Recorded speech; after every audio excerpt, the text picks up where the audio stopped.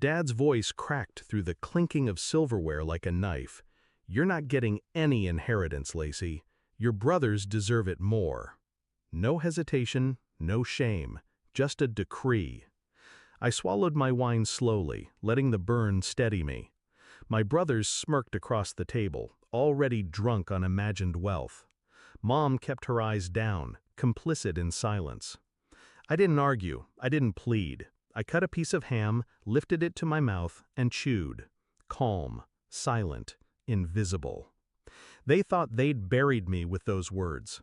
What they didn't know was that I'd already built my own empire. Quietly, patiently. It started years ago, when I realized I was never enough for them. Not the golden child, not the son, not the favorite.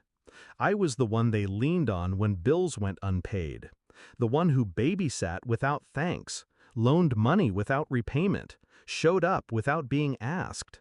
I was dependable. And dependability, in this family, was mistaken for weakness. The night Dad called me a waste of an education for quitting a job I hated, something hardened inside me. I smiled at him then, too, that same practiced smile. And in that moment, I vowed they'd never see me coming. I stopped trying to earn their love. I started building my own power.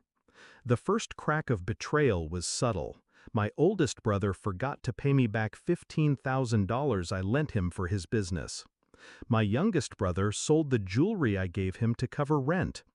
Dad co-signed loans in my name without telling me. Each act was a shovel of dirt tossed onto my coffin. They thought I was buried, but I wasn't. I was planting. Every humiliation was fuel. Every slight was an investment in revenge. So I built in silence, late nights, endless risk, no applause. I turned my coding skills into a startup, sold it, took that money, built another, real estate, angel investments, a biotech firm when they weren't paying attention.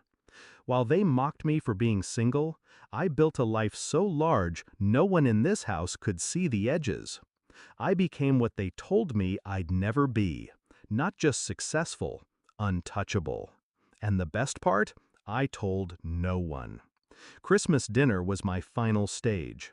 Dad's announcement wasn't shocking, it was predictable.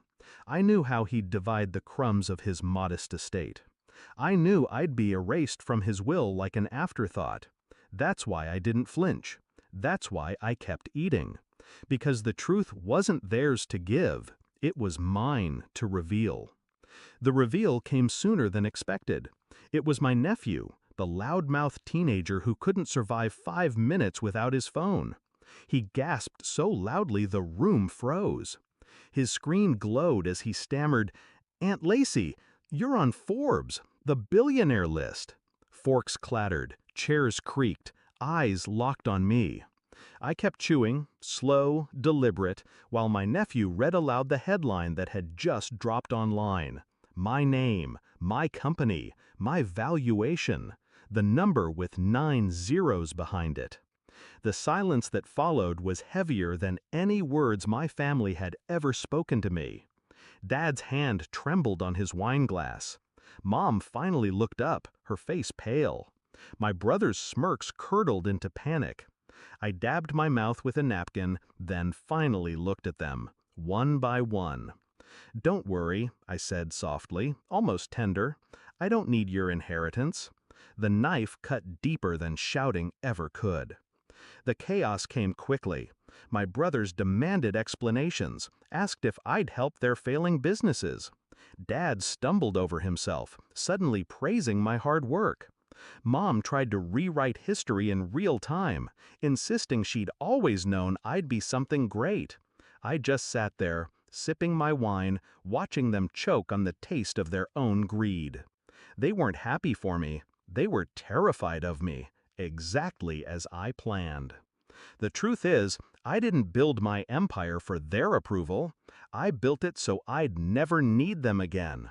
So I could sit at that table and watch their faces crumble when they realized the child they'd dismissed was now the storm they couldn't outrun.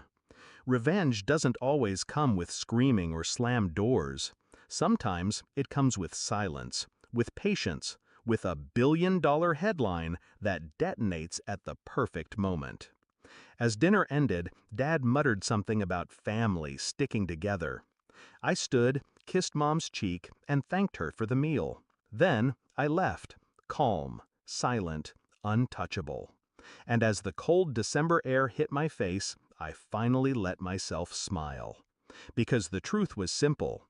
They tried to cut me out of their future. Instead, I cut them out of mine.